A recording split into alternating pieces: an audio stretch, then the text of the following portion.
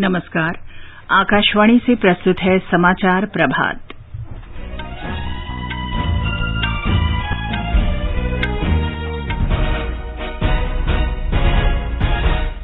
भारत ने तालिबान से कहा, अफगानिस्तान की धरती का इस्तेमाल किसी भी तरह से भारत विरोधी गतिविधियों और आतंकवाद के लिए नहीं किया जाना चाहिए।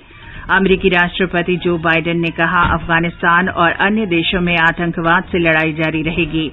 प्रधानमंत्री नरेंद्र मोदी और यूरोपीय परिषद के अध्यक्ष चार्ल्स मिशेल ने अफगानिस्तान में हाल के घटनाक्रम और क्षेत्र तथा विश्व में इसके असर पर चर्चा की।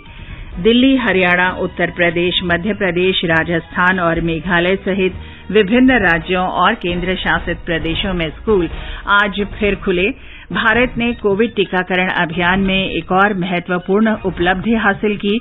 कल 1 करोड़ 9 लाख से अधिक टीके लगाए गए। टीकाकरण का आंकड़ा 65 करोड़ के पार। हिमाचल प्रदेश सभी पात्र लोगों को पहला टीका लगाने वाला देश का पहला राज्य बना। वर्तमान वित्त वर्ष की पहली तिमाही में देश की जीडीपी 20.1% बढ़ी। और प्रधानमंत्री नरेंद्र मोदी आज इस्कॉन के संस्थापक स्वामी प्रभुपाद पर स्मारक सिक्का जारी करेंगे।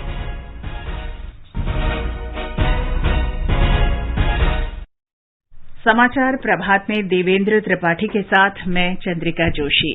देश भर में 18 वर्ष से अधिक आयु वर्ग के लिए सरकारी केंद्रों में निःशुल्क कोविड टीकाकरण अभियान जारी है। युवाओं से आग्रह है कि टीका अवश्य लगवाएं और अन्य लोगों को भी इसके लिए प्रोत्साहित करें। जब तक आवश्यक न हो, घर से बाहर न निकलें और सुरक्षा के 3 सरल उपायों का पालन करें। मास्क लगाएं, 2 गज की सुरक्षित दूरी बनाए रखें, हाथ और चेहरा साफ रखें। कोविड संबंधी जानकारी और मार्गदर्शन के लिए राष्ट्रीय हेल्पलाइन नंबर 011-2397804 और 1075 पर संपर्क करें। देश के 75वें स्वाधीनता दिवस समारोहों के उपलक्ष्य में आजादी का अमृत महोत्सव के अंतर्गत सरकार अनेक गतिविधियों का आयोजन कर रही है। इस अवसर को जन उत्सव के रूप में मनाते हुए आकाशवाणी समाचार ने स्वाधीनता संग्राम और उसके गौरवशाली इतिहास पर 16 अगस्त से विशेष प्रश्नोत्तरी कार्यक्रम शुरू किया है। ये प्रश्नोत्तरी 15 अगस्त 2022 तक प्रत्येक सोमवार और मंगलवार को समाचार प्रभात में शामिल होगी। इंडिया पोस्ट इस कार्यक्रम के प्रसारण में आकाशवाणी समाचार का साझेदार है। कल पूछे गए प्रश्न की ओर चलते हैं। प्रश्न था कि किस स्वतंत्रता सेनानी ने कहा था, स्वराज मेरा जन्म सिद्ध अधिकार है और मैं इसे लेकर रहूंगा। इसका सही उत्तर है बाल गंगाधर तिलक, जिन्हें लोकमान्य भी कहा जाता था।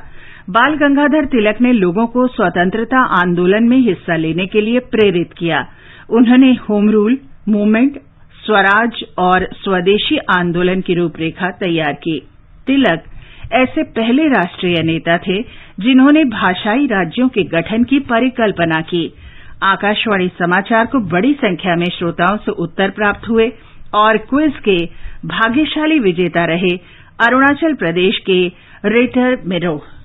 नमस्कार मेरे प्यारे देशवासियों, मेरा नाम रेटर मेरो है। मैं अरुणाचल प्रदेश की ओर से अमृत महोत्सव क्विज का विजेता बनने पर आकाशवाणी समाचार का शुक्रिया अदा करता हूँ। अरुणाचल प्रदेश की आजादी के आंदोलन में बड़ी भूमिका रही है। उनमें से कुछ स्वतंत्रता सेनानियों का नाम है श्री मोजी रेबा और श्री मातमुर जामो। मैं देशवासियों को स्वतंत्रता के 75वें वर्ष पर आयोजित अमृत महोत्सव की अनेकों शुभकामनाएं देता हूँ। धन्यवाद।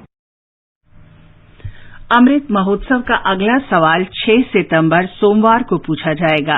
श्रोताओं से अनुरोध है कि वे आकाशवाणी समाचार के साथ अमृत महोत्सव क्विज में हिस्सा लेकर भारत की स्वतंत्रता की 75वीं वर्षगांठ मनाएं। और अब समाचार विस्तार से। भारत ने तालिबान से कहा है कि अफगानिस्तान की धरती का इस्तेमाल किसी भी तरह से भारत विरोधी गतिविधियों और आतंकवाद के लिए नहीं किया जाना चाहिए। कतर में भारत के राजदूत दीपक मित्तल ने कल दोहा में तालिबान के राजनीतिक कार्यालय प्रमुख मोहम्मद अब्बास स्टेनकज़ई से मुलाकात की। तालिबान के अनुरोध पर दोहा में भारतीय दूतावास में ये बैठक हुई। विदेश मंत्रालय ने बताया कि बातचीत अफगानिस्तान में फंसे भारतीयों की सुरक्षा और शीघ्र वापसी पर केंद्रित रही। मंत्रालय ने कहा कि भारत आने के इच्छुक अफगानी नागरिक, विशेष रूप से अल्पसंख्यक समुदाय के सदस्यों के मुद्दे पर भी चर्चा की गई। अमेरिका के राष्ट्रपति जो बाइडेन ने कहा है कि अमेरिका अफगानिस्तान और अन्य देशों में आतंकवाद के खिलाफ लड़ाई जारी रखेगा। उन्होंने अफगानिस्तान से अमेरिकी सेना की वापसी को बेहद कामयाब बताया। अमेरिका ने सोमवार को अफगानिस्तान से अपनी सेना को पूरी तरह वापस बुला लिया। उसकी सेना 20 साल तक अफगानिस्तान संघर्ष में उलझी रही। श्री बाइडेन ने कहा कि उन्हें अफगानिस्तान छोड़ने या विवाद बढ़ाने के बीच चुनाव करना था। श्री बाइडेन ने कहा कि अमेरिका ने 1 दशक पहले अफगानिस्तान में जो करने की योजना बनाई थी उसमें वो कामयाब रहा। उन्होंने कहा कि वे चौथे राष्ट्रपति हैं जिन्हें ये तय करना था कि अफगानिस्तान में टिके रहना है या युद्धग्रस्त देश को छोड़ जाना है। प्रधानमंत्री नरेंद्र मोदी ने कल शाम यूरोपीय परिषद के अध्यक्ष चार्ल्स मिशेल से फोन पर बातचीत की। दोनों नेताओं ने अफगानिस्तान की हाल की घटनाओं और क्षेत्र तथा विश्व पर उनके प्रभाव के बारे में विचार विमर्श किया। उन्होंने काबुल अंतर्राष्ट्रीय हवाई अड्डे पर भीषण आतंकवादी हमले की निंदा की। इस हमले में अनेक लोग मारे गए थे। उन्होंने स्थिर और सुरक्षित अफगानिस्तान के महत्व पर बल दिया और भारत तथा यूरोपीय संघ की इस बारे में संभावित भूमिका पर विचार किया। दोनों नेताओं ने अफगानिस्तान की स्थिति सहित द्विपक्षीय और वैश्विक मुद्दों पर संपर्क बनाए रखने पर सहमति व्यक्त की। प्रधानमंत्री नरेंद्र मोदी ने अफगानिस्तान में बने हालात को देखते हुए एक उच्च स्तरीय समूह का गठन किया है। इसमें विदेश मंत्री डॉक्टर एस जयशंकर, राष्ट्रीय सुरक्षा सलाहकार अजित डोभाल और वरिष्ठ अधिकारी शामिल हैं। ये उच्च स्तरीय समूह पिछले कुछ दिनों से नियमित रूप से बैठक कर रहा है। समूह इस बात पर भी ध्यान रखेगा कि भारत के खिलाफ निर्देशित आतंकवाद के लिए किसी भी तरह से अफगान क्षेत्र का इस्तेमाल न हो। उच्च स्तरीय समूह अफगानिस्तान में जमीनी स्थिति और अंतर्राष्ट्रीय प्रतिक्रियाओं की निगरानी कर रहा है। संयुक्त राष्ट्र महासचिव एंटोनियो गुतेरेस ने कल अंतिम अमेरिकी सैनिक के अफगानिस्तान छोड़कर चले जाने के बाद वहां मानवीय आपदा की चेतावनी दी है। श्री गुतेरेस ने अफगानिस्तान में गहराते मानवीय और आर्थिक संकट पर गंभीर चिंता व्यक्त की, क्योंकि वहां नए सिरे से चुनौतियां पैदा हो गई हैं। इससे पहले सोमवार को जीवन रक्षक चिकित्सा सामग्री लेकर संयुक्त राष्ट्र की एक खेप हवाई मार्ग से अफगानिस्तान पहुंची। 15 अगस्त को तालिबान के कब्जे के बाद से ये संयुक्त राष्ट्र की पहली हवाई खेप है। अफगानिस्तान में करीब 1 करोड़ बच्चों को मानवीय सहायता की तत्काल आवश्यकता है। भारत ने कोविड टीकाकरण अभियान में एक और महत्वपूर्ण उपलब्धि हासिल की है। कल दूसरी बार 1 करोड़ से अधिक टीके लगाए गए। स्वास्थ्य मंत्री मनसुख मांडविया ने कहा कि एक दिन में कल शाम 6 बजे तक 1 करोड़ 9 लाख टीके लगाए गए।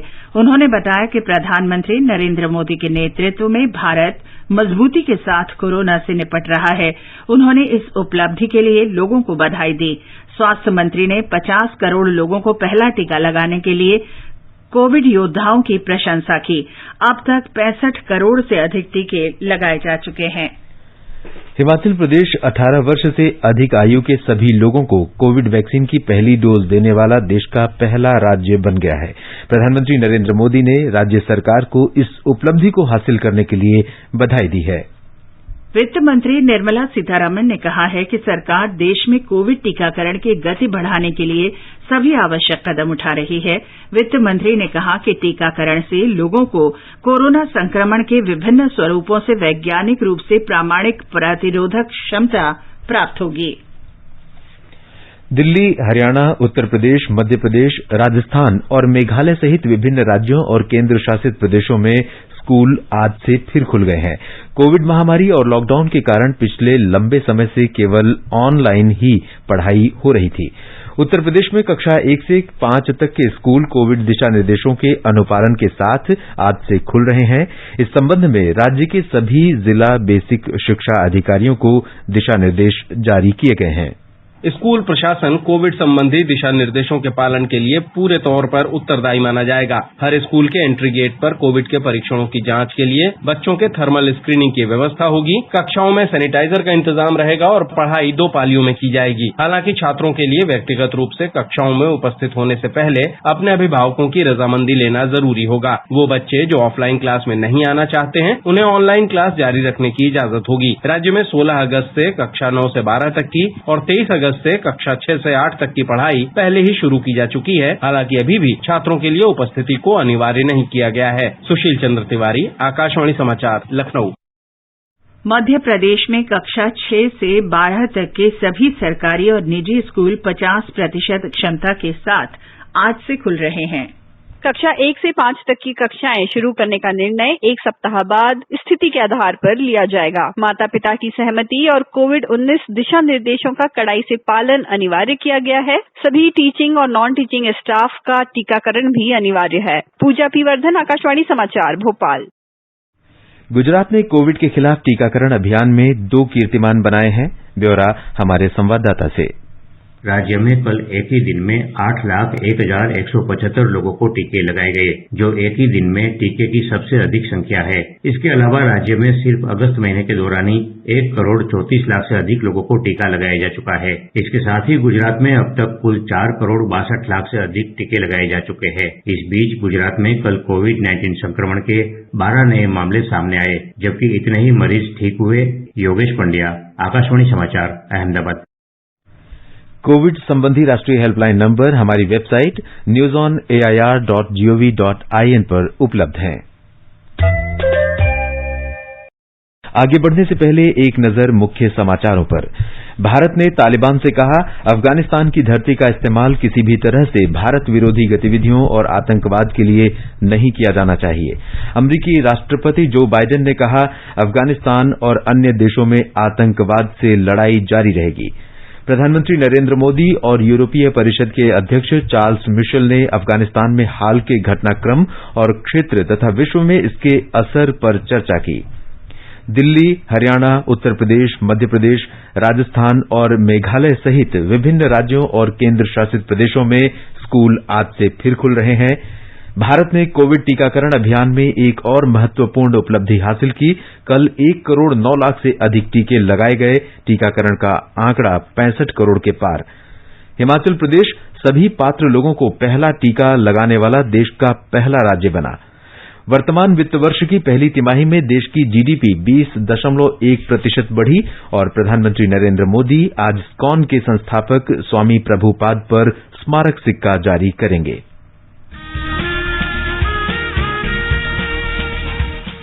भारत के स्वतंत्रता संग्राम में अनगिनत स्वतंत्रता सेनानियों ने अपने प्राणों की आहुति दी। कुछ इतिहास में अमर हो गए और कई गुमनाम।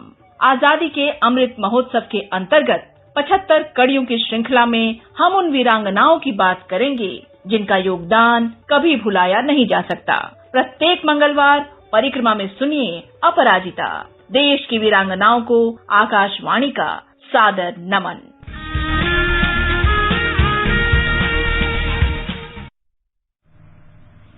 समाचार प्रभात में आपका फिर स्वागत है।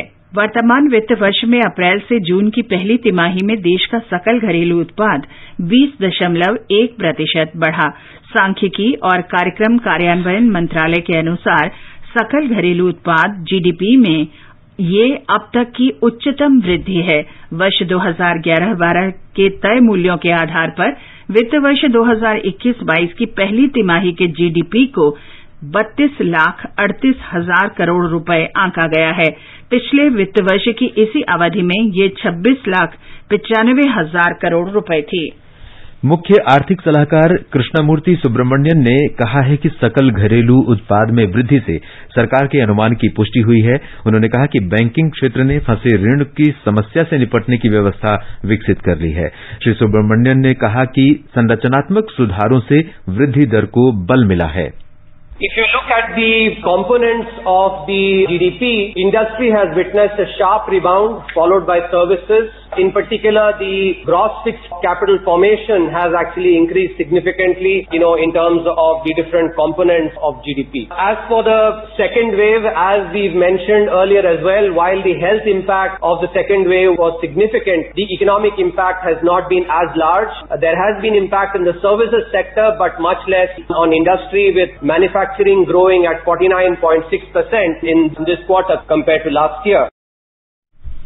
प्रधानमंत्री नरेंद्र मोदी आज श्रीला भक्तिवेदांत स्वामी प्रभुपाद जी की 125वीं जयंती के अवसर पर वीडियो कॉन्फ्रेंस के माध्यम से 125 रुपये का विशेष स्मारक सिक्का जारी करेंगे और लोगों को संबोधित करेंगे।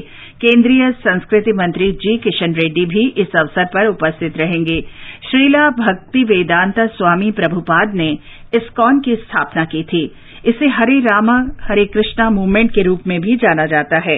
इस्कॉन ने श्रीमद् भागवत गीता और अन्य वैदिक साहित्य का 79 भाषाओं में अनुवाद किया है और इस तरह विश्व भर में वैदिक साहित्य के प्रचार प्रसार में अत्यंत महत्वपूर्ण भूमिका निभा रहा है।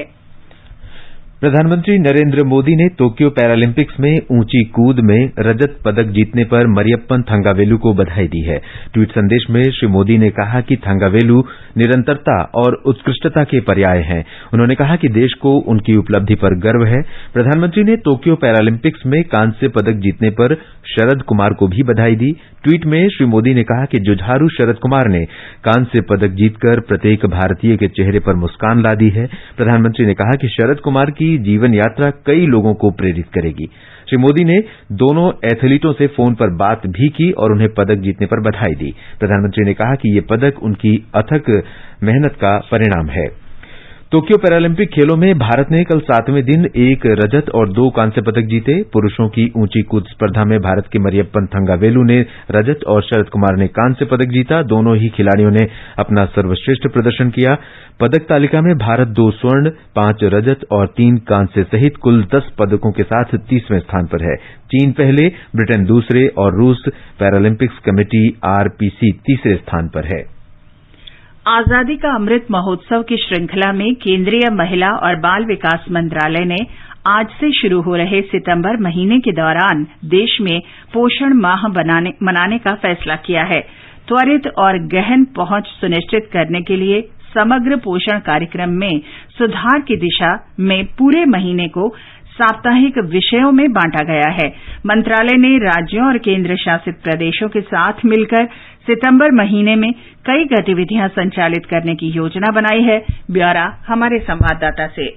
पोषण माह के दौरान चलाई जाने वाली गतिविधियां पोषण वाटिका के लिए पौधारोपण अभियान पर केंद्रित होंगी, जिसमें सभी हितधारकों द्वारा आंगनवाड़ी, स्कूल परिसर, ग्राम पंचायत सहित अन्य स्थानों पर उपलब्ध स्थलों पर पौधारोपण किया जाएगा। पौधारोपण गतिविधियां पौष्टिक फलों के वृक्ष, स्थानीय सब्जियां, औषधीय और जड़ी बूटी के पौधे लगाने पर केंद्रित होंगी। इसके अलावा कोविड टीकाकरण और कोविड नियमों के पालन के बारे में भी जागरूकता अभियान का आयोजन किया जाएगा। पोषण माह के दौरान 6 वर्ष से कम आयु के बच्चों की लंबाई तथा वजन माप के लिए एक विशेष अभियान चलाया जाएगा। अभियान में लोगों की भागीदारी बढ़ाने के लिए हर वर्ष सितंबर महीने को पोषण माह के रूप में मनाया जाता है। आनंद कुमार, आकाशवाणी समाचार, दिल्ली।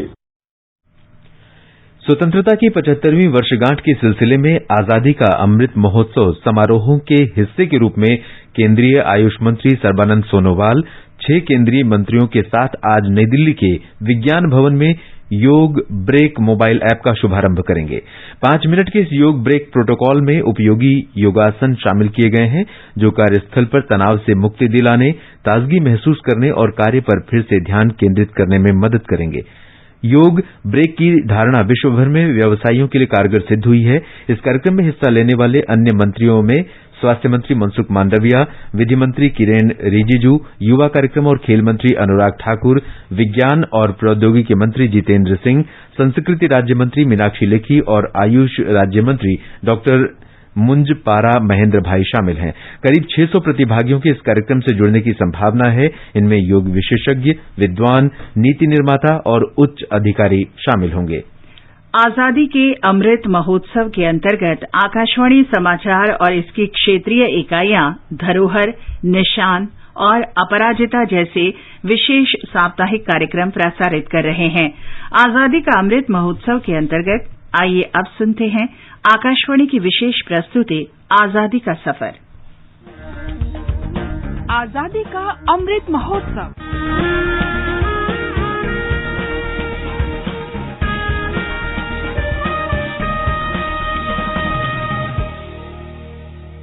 आजादी का सफर आकाशवाणी के संग एक राष्ट्र का जन्म। भारत का शानदार स्वाधीनता संघर्ष आधुनिक विश्व के महानतम संघर्षों में से एक है। आकाशवाणी आपके लिए रोजाना ला रही है इस शानदार संघर्ष की झलक। आज की कड़ी में हम बात करेंगे महान तमिल योद्धा बुलितेवन की। 1 सितंबर 1715 को जन्मे बुलितेवन शुरुआती दौर के उन लोगों में रहे जिन्होंने ब्रिटिश हुकूमत का विरोध किया। तत्कालीन तमिल इलाके के 77 पॉलीगर यानी स्थानीय सरदारों में से एक थे बुलितेवन। इस इलाके को आज तमिलनाडु में तिरुनेलवेली जिले के नेलकट्टुम सेवल इलाके के रूप में जाना जाता है। बुलितेवन वहां के बेहद शक्तिशाली योद्धे के आखिरी दिनों में दक्षिण भारत के शक्तिशाली विजयनगरम साम्राज्य के विघटन के बाद पल्लम का शासन कायम हुआ। इन नायकों और पॉलीगरों ने मुगल जागीरदार आरकॉट के नवाब की अधीनता को कभी स्वीकार नहीं किया। अपने इलाकों के वे स्वायत्त शासक रहे। जब ईस्ट इंडिया कंपनी ने नवाब से कर वसूल करने का अधिकार हासिल किया तो पॉलीगरों ने ब्रिटिश अधिकार को भी मानने से इनकार कर दिया। जाहिर है कि कंपनी इससे नाराज हो गई और इसे पॉलीगर विद्रोह का नाम दिया। कंपनी के साथ पॉलीगरों का युद्ध शुरू हो गया जो करीब आधी सदी तक चला। उस दौर में अंग्रेजों से लोहा लेने वाले महान पॉलीगर योद्धाओं में बुलितेवन प्रमुख योद्धा थे। ब्रिटिश सेना को बुलितेवन ने पहली बार 1755 में चुनौती दी। तब ब्रिटिश कर्नल अलेक्जेंडर हेरोन ने पश्चिमी तमिलनाडु पर हमला किया था। नेलकट्टुम सेवल में बुलितेवन के किले में ब्रिटिश तोपें नाकाम रहीं। बुलितेवन ने अंग्रेज शिविरों की जासूसी भी कराई जिससे उन्हें लगातार खुफिया जानकारी मिलती रही।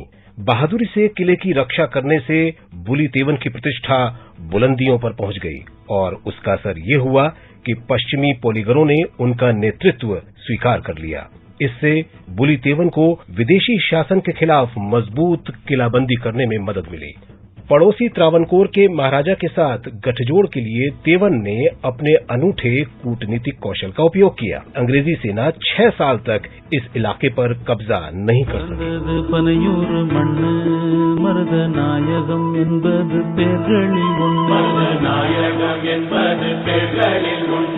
வளர்ந்தது பகையோட நின்று இங்கு தொடங்குது சரித்திரம்। बाद में अंग्रेजों ने नए आसामी की नियुक्ति की। इस बीच वे फूट डालने की कोशिश भी करते रहे। इसका असर भी हुआ और पॉलीगरों का त्रावणकोर के साथ हुआ गठबंधन टूट गया। जिस यूसुफ खान को कंपनी सरकार ने आसामी बनाया वो स्थानीय निवासी था और बाद में उसने इस्लाम स्वीकार कर लिया था। यूसुफ खान भले ही पॉलीगरों पर नियंत्रण करने में सफल रहा लेकिन बाद में उसने खुद अंग्रेजों से विद्रोह कर दिया। कई पॉलीगर भी उसके साथ आ मिले। उसने बुलितेवन के साथ भी संघर्ष किया। चूंकि उसे पॉलीगरों का भी समर्थन मिलता रहा लिहाजा बुली लगातार अपने इलाके खोते गए। त्रावणकोर की सेना भी यूसुफ की सहयोगी बन गई। लिहाजा दोनों ने मिलकर बुली पर हमला किया। बुलितेवन ने इसका जमकर सामना किया लेकिन वो अपने गढ़ नेलकट्टुम सेवल को नहीं बचा सके।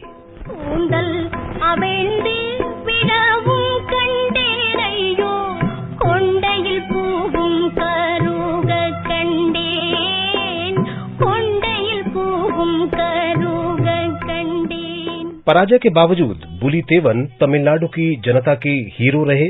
विशेष रूप से तिरुनेलवेली और आसपास के इलाकों के लोग उनका बहुत सम्मान करते हैं।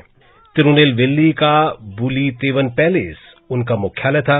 वहीं उनका जन्म भी हुआ था और उन्होंने अंतिम युद्ध भी यहीं लड़ा था। तिरुनेलवेली में आज भी पूरे समर्पण और सम्मान के साथ हर साल बुलितेवन की जयंती मनाई जाती है। आज बस इतना ही। आजादी का सफर आकाशवाणी के संग कल फिर मिलेंगे नई कड़ी के साथ।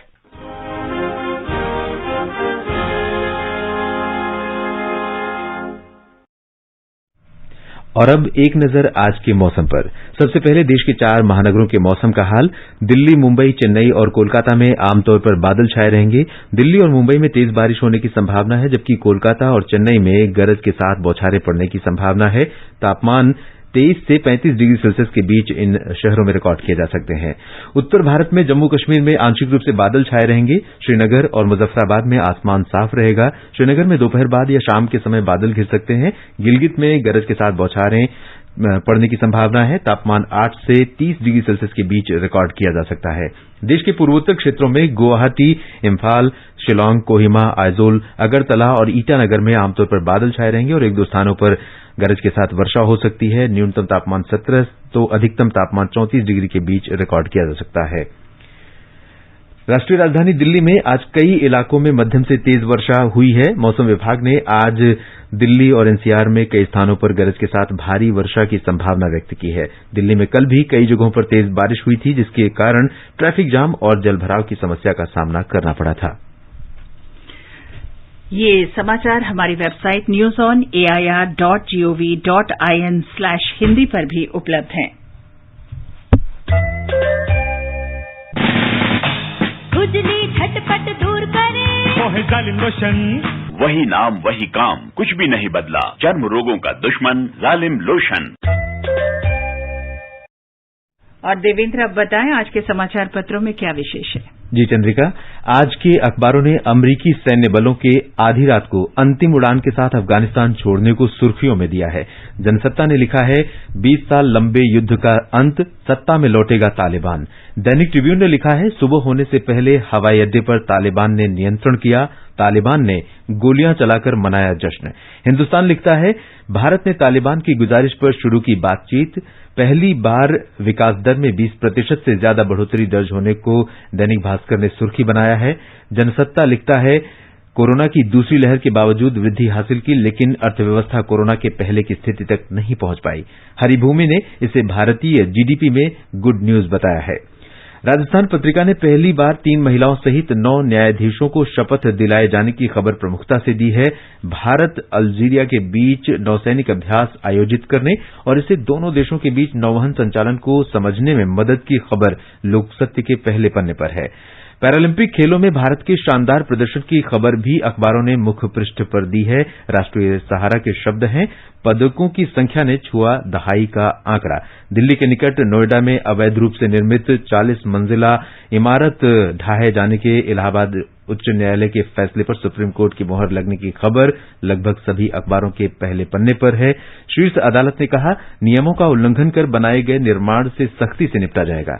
दैनिक भास्कर ने न्यूयॉर्क टाइम्स के हवाले से विशेष शीर्षक से आलेख दिया है ऑनलाइन गेमिंग पर चीन सख्त, बच्चे सप्ताह के अंत या छुट्टियों में 1-1 घंटे खेल पाएंगे, स्कूल के दिनों में पूरी तरह बैन। श्री भक्ति वेदांत स्वामी प्रभुपाद की 125वीं जयंती पर प्रधानमंत्री के 125 रुपए का स्मारक सिक्का जारी करने की खबर भी लगभग सभी अखबारों में है। मौसम के हवाले से हिंदुस्तान लिखता है दिल्ली और आसपास के क्षेत्रों में 3 दिन तक बारिश के दौर आते रहेंगे। दिल्ली एनसीआर में कल तेज बारिश, जगह जगह जलभराव से यातायात में बाधा के नजारे चित्र सहित अखबारों में हैं। और अंत में मुख्य समाचार एक बार फिर। भारत ने तालिबान से कहा अफगानिस्तान की धरती का इस्तेमाल किसी भी तरह से भारत विरोधी गतिविधियों और आतंकवाद के लिए नहीं किया जाना चाहिए। अमरीकी राष्ट्रपति जो बाइडेन ने कहा अफगानिस्तान और अन्य देशों में आतंकवाद से लड़ाई जारी रहेगी। प्रधानमंत्री नरेंद्र मोदी और यूरोपीय परिषद के अध्यक्ष चार्ल्स मिशेल ने अफगानिस्तान में हाल के घटनाक्रम और क्षेत्र तथा विश्व में इसके असर पर चर्चा की। दिल्ली, हरियाणा, उत्तर प्रदेश, मध्य प्रदेश, राजस्थान और मेघालय सहित विभिन्न राज्यों और केंद्र शासित प्रदेशों में स्कूल आज फिर से खुले। भारत ने कोविड टीकाकरण अभियान में एक और महत्वपूर्ण उपलब्धि हासिल की। कल 1 करोड़ 9 लाख से अधिक टीके लगाए गए। टीकाकरण का आंकड़ा 65 करोड़ के पार। हिमाचल प्रदेश सभी पात्र लोगों को पहला टीका लगाने वाला देश का पहला राज्य बना। वर्तमान वित्त वर्ष की पहली तिमाही में देश की जीडीपी 20.1% बढ़ी। और प्रधानमंत्री नरेंद्र मोदी आज इस्कॉन के संस्थापक स्वामी प्रभुपाद पर स्मारक सिक्का जारी करेंगे। इसके साथ ही समाचार प्रभात का ये अंक समाप्त हुआ। नमस्कार।